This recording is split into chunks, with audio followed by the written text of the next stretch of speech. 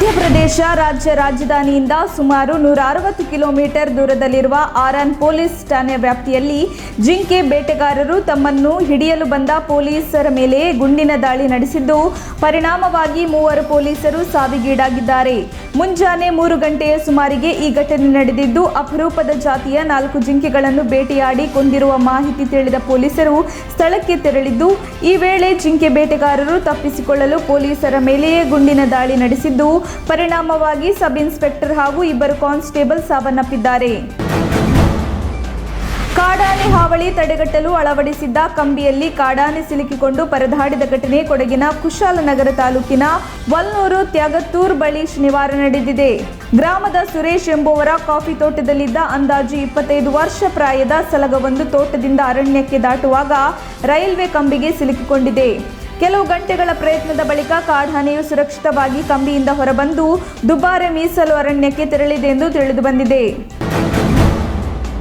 ಗೋಧಿ ರಫ್ತು ನಿಷೇಧಿಸಿರುವ ಕೇಂದ್ರ ಸರ್ಕಾರದ ವಿರುದ್ಧ ಕಾಂಗ್ರೆಸ್ ಶನಿವಾರ ವಾಗ್ದಾಳಿ ನಡೆಸಿದೆ. ಈ ಬಗ್ಗೆ ಸುದ್ದಿಗೋಷ್ಠಿಯಲ್ಲಿ ಮಾತನಾಡಿದ ಪಿ. ಚಿದಂಬರಂ, ಕೇಂದ್ರ ಸರ್ಕಾರ ಸಾಕಷ್ಟು ಪ್ರಮಾಣದಲ್ಲಿ ಗೋಧಿ ಸಂಗ್ರಹಿಸುವಲ್ಲಿ ವಿಫಲವಾಗಿರುವುದೇ ಇದಕ್ಕೆ ಕಾರಣ ಅಂದುಕೊಳ್ಳುತ್ತೇನೆ. ಗೋಧಿ ಉತ್ಪಾದನೆ ಕಡಿಮೆಯಾಗಿಲ್ಲ, ಸ್ವಲ್ಪ ಹೆಚ್ಚು ಅಥವಾ ಕಡಿಮೆ ಆಗಿರಬಹುದು, ವಾಸ್ತವವಾಗಿ ಸ್ವಲ್ಪ ಹೆಚ್ಚಾಗಿರಬಹುದು ಎಂದಿದ್ದಾರೆ. ಅಧಿಕೃತ ನೋಟಿಫಿಕೇಶನ್ ಪ್ರಕಾರ ದೇಶದಲ್ಲಿ ದರ ಏರಿಕೆ ತಡೆಯಲು ಗೋಧಿ ರಫ್ತನ್ನು ನಿಷೇಧಿಸಿ ಕೇಂದ್ರ ಸರ್ಕಾರ ಶುಕ್ರವಾರ ಅಧಿಸೂಚನೆ ಹೊರಡಿಸಿದೆ ಎಂದು ಹೇಳಲಾಗಿದೆ. ಜೆಡಿಎಸ್ನಿಂದಲೇ ಒಬ್ಬೊಬ್ಬರನ್ನೇ ಕೇಳುತ್ತೇವೆಂದು ಕಾಂಗ್ರೆಸ್ ಹಾಗೂ ಬಿಜೆಪಿಯವರು ಹೇಳುತ್ತಿದ್ದಾರೆ. ಆದರೆ ಕುದುರೆ ವ್ಯಾಪಾರಕ್ಕೆ ಜೆಡಿಎಸ್ ಹೆದರುವುದಿಲ್ಲ. ಬಿಜೆಪಿಯವರು ಕೇಳಿದರೆ ನಾಯಕರ ಪಟ್ಟಿಯನ್ನೇ ನೀಡುತ್ತೇವೆ, ಯಾರನ್ನು ಬೇಕಾದರೂ ಕರೆದುಕೊಂಡು ಹೋಗಲಿ ಎಂದು ಜೆಡಿಎಸ್ ಅಧ್ಯಕ್ಷ ಸಿಎಂ ಇಬ್ರಾಹಿಂ ಅವರು ಹೇಳಿದ್ದಾರೆ. ಶುಕ್ರವಾರ ಜೆಡಿಎಸ್ ಜನತಾ ಜಲಧಾರೆ ಸಮಾವೇಶದಲ್ಲಿ ಭಾಗಿಯಾಗಿ ಮಾತನಾಡಿದವರು ಕಾಂಗ್ರೆಸ್ ಹಾಗೂ ಬಿಜೆಪಿ ವಿರುದ್ಧ ವಾಗ್ದಾಳಿ ನಡೆಸಿದರು. ಪಾರ್ವತಮ್ಮ ಡಾಕ್ಟರ್ ರಾಜ್ಕುಮಾರ್ ಅವರ ಸಹೋದರಿ 81 ವರ್ಷ ವಯಸ್ಸಿನ ನಾಗಮ್ಮ ಬಸವೇಗೌಡ ಇಂದು ಬೆಳಿಗ್ಗೆ ನಿಧನರಾಗಿದ್ದಾರೆ. ಮೃತರು 4 ಗಂಡು ಮಕ್ಕಳು, 3 ಹೆಣ್ಣು ಮಕ್ಕಳನ್ನು ಅಗಲಿದ್ದು, ಅವರ ಅಂತ್ಯಕ್ರಿಯೆ ಕಿಸ್ತೂರಿನಲ್ಲಿ ಇಂದು ಸಂಜೆ ನೆರವೇರಲಿದೆ ಎಂದು ಅವರ ಕುಟುಂಬದ ಮೂಲಗಳು ತಿಳಿಸಿವೆ. ಅಪಾರ ಬಂಧು ಬಳಗವನ್ನು ಅಗಲಿರುವ ನಾಗಮ್ಮ ಅವರ ನಿಧನಕ್ಕೆ ಡಾಕ್ಟರ್ ರಾಜ್ ಕುಟುಂಬ ವರ್ಗ ಸೇರಿದಂತೆ ಚಲನಚಿತ್ರದ ರಂಗದ ಗಣ್ಯರು, ವಿವಿಧ ಮುಖಂಡರು ಸಂತಾಪ ಸೂಚಿಸಿದ್ದಾರೆ.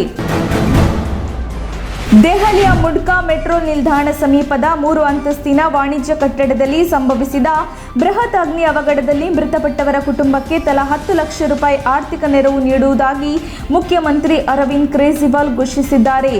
ದೆಹಲಿಯ ಅಗ್ನಿ ಅವಘಡದಲ್ಲಿ 40ಕ್ಕೂ ಹೆಚ್ಚು ಮಂದಿ ಗಾಯಗೊಂಡಿದ್ದು, ಗಾಯಾಳುಗಳಿಗೆ 50,000 ರೂಪಾಯಿ ನೀಡುವುದಾಗಿ ಘೋಷಿಸಿದ್ದಾರೆ.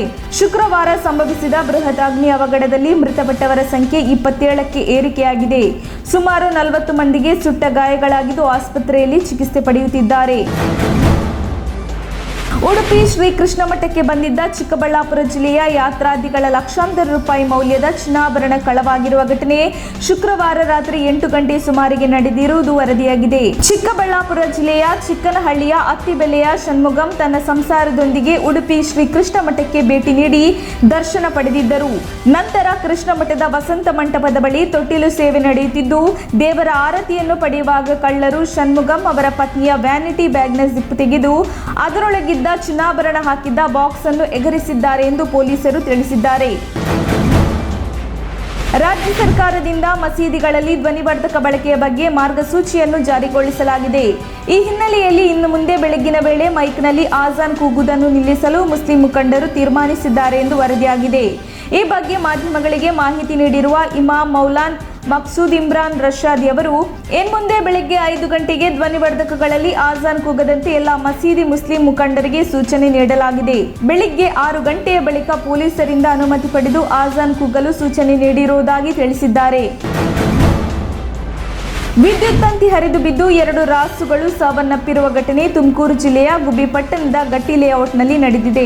ರೈತ ಶಿವಣ್ಣ ಎಂಬುವರಿಗೆ ಸೇರಿದ 2 ಲಕ್ಷ ಮೌಲ್ಯದ ಎಚ್ಎಫ್ ತಳಿಯ 2 ಹಸುಗಳು ಮೃತಪಟ್ಟಿದ್ದು, ಕೂದಲೆಲೆ ಅಂತರದಲ್ಲಿ ಶಿವಣ್ಣ ಪ್ರಾಣಾಪಾಯದಿಂದ ಪಾರಾಗಿದ್ದಾರೆ. ತಂತಿ ಹರಿದು ಬೀಳುವುದನ್ನು ನೋಡಿ ದೂರಕ್ಕೆ ಶಿವಣ್ಣ ಓಡಿದ್ದಾರೆ. ವಿದ್ಯುತ್ ತಂತಿ ಹಳೆಯದಾದ ಪರಿಣಾಮ ಹರಿದು ಬಿದ್ದಿದೆ. ಹೊಸ ತಂತಿ ಹಾಕುವಂತೆ ವಾರದ ಹಿಂದೆಯೇ ಇಲ್ಲಿನ ಗಟ್ಟಿ ಲೇಔಟ್ ನಿವಾಸಿಗಳು ಗುಬ್ಬಿ ಬೆಸ್ಕಾಂ ಅಧಿಕಾರಿಗಳಿಗೆ ಮನವಿ ಮಾಡಿದ್ದರು. ಆದರೆ ಅಧಿಕಾರಿಗಳು ನಿರ್ಲಕ್ಷ್ಯ ವಹಿಸಿದ್ದಾರೆ ಎಂಬ ಆಕ್ರೋಶ ಕೇಳಿಬಂದಿದೆ. ತಮಿಳುನಾಡಿನಲ್ಲಿ ಬಂಧಿಸಲಾಗಿದ್ದ ಕಿರಾತಕ ಆಸಿಡ್ ನಾಗೇಶ್ನ ಕಾಲಿಗೆ ಪೊಲೀಸರು ಗುಂಡು ಹೊಡೆದಿದ್ದು, ತಪ್ಪಿಸಿಕೊಳ್ಳಲು ಯತ್ನಿಸಿದ ವೇಳೆ ಪೊಲೀಸರು ಆರೋಪಿಗೆ ಗುಂಡು ಹೊಡೆದಿದ್ದಾರೆ. ತಮಿಳುನಾಡಿನಲ್ಲಿ ಆರೋಪಿಯನ್ನು ಬಂಧಿಸಿ ಬೆಂಗಳೂರಿಗೆ ಕರೆತರುತ್ತಿದ್ದ ವೇಳೆ ನಾಗೇಶ್ ತಪ್ಪಿಸಿಕೊಳ್ಳಲು ಯತ್ನಿಸಿದ್ದ. ಕೆಂಗೇರಿ ಮೇಲ್ಸೇತುವೆ ಬಳಿ ಮೂತ್ರ ವಿಸರ್ಜನೆಯ ನೆಪ ಹೇಳಿದ ನಾಗೇಶ್ ಪೊಲೀಸರ ಮೇಲೆ ಕಲ್ಲಿನಿಂದ ಹಲ್ಲೆ ನಡೆಸಿ ಪರಾರಿಯಾಗಲು ಮುಂದಾಗಿದ್ದಾನೆ. ಈ ವೇಳೆ ಪೊಲೀಸರು ಗುಂಡು ಹಾರಿಸಿದ್ದಾರೆ. ಗುಂಡೇಟಿನಿಂದ ನಾಗೇಶ್ನ ಬಲಗಾಲಿಗೆ ಗಾಯವಾಗಿದೆ.